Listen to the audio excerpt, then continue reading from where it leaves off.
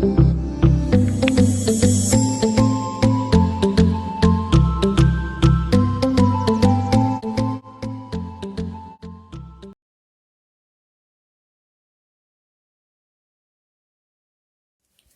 students. So today under the polynomials we will be discussing the next concept and the very important. It is factorization of a polynomial. That is based on the factor theorem. We are going to solve the given polynomial. And also another one thing is there is a factorization method also. That is splitting the middle term. That topic will also come under the factorization of polynomials here. So first thing I will consider the factor theorem. There is as you have known, there is a remainder theorem. We have the statement for the remainder theorem and proof for that remainder theorem. Similar to that, in the factor theorem also, we have the statement for the factor theorem as well as the proof for that factor theorem here. So let me take the statement. Let P of x be a polynomial of degree greater than or equals to 1. That is, degree should be, you know that if it is, you have to call it as a polynomial. Then the degree should be, that is, greater than or equals to 1. Then a be any real number such that P of a is equals to 0. Then x minus a is a factor of P of x. This is the one part of the given statement. Conversely, that is opposite of that is, if x minus a is a factor of P of x, then P of a should be equals to 0 here. So now let me take a proof for this. To prove this theorem, the very important is we have to remember the remainder theorem which we have discussed. So by remainder theorem, what it was saying is that dividend is equals to remainder theorem. So dividend is equals to divisor into quotient plus remainder. Dividend is equals to divisor into quotient plus remainder here. So now based on that, now let me take first proof what I have to do it. First is given, if P of a is equals to 0, then you have to say that x minus a is a factor of P of x.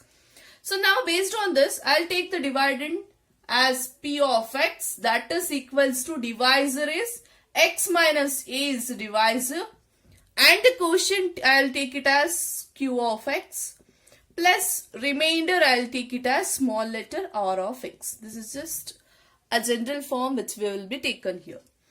If P of x is equals to x minus a into q of x plus r of x means, according to the first one, P of a, if P of a is equals to 0, that means if P of a is 0 means what it happens to the remainder? You know that by the remainder theorem we have proved that P of a is equals to r of x. Isn't it? If P of a is equals to r of x means, then this term will become 0. If this term has become 0 means, then what will happen to P of x? P of x will be equals to x minus a into q of x. To understand this clearly, let me take one example. For instance, this is just an example, no need to prove it in a theorem. P of x is 15. Just an example. If 15 is a P of x, then what is the divisor? 5. And what would be the quotient? 3. And what would be the remainder? Remainder would be 0 here. That means I can say if 15 is a P of x, if 5 is a divisor and 3 is a quotient here, then I can say it as 5 is a factor of 15, isn't it?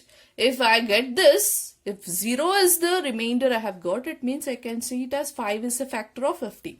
So like that, if I get the remainder 0 here, I can say first part, that is x minus a is a factor of P of x. So first thing we have proved it.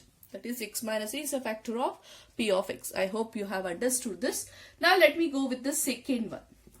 If I prove the first one, conversely means the reverse of the first theorem. First chain prove ಮಾಡಿದ್ವಿ x minus a is a factor of p of x by taking p of a is 0. Second thing, we have proved that x minus a is a factor of p of x.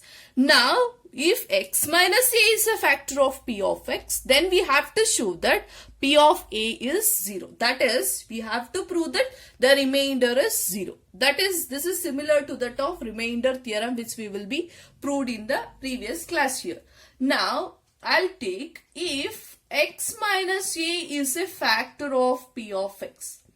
If x minus a is a factor of p of x, then let me take p of x equals to x minus a into g of x.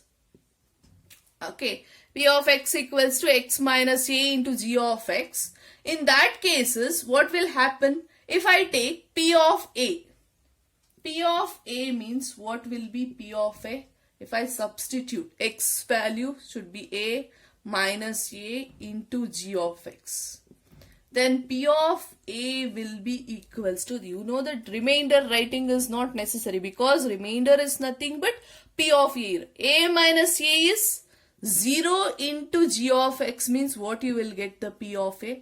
P of a you will get it as 0. So two things also we have proved.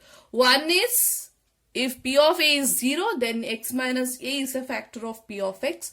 Another one thing, if x minus a is a factor of p of x, then p of a will also become 0. This is the statement and the proof for the factor theorem.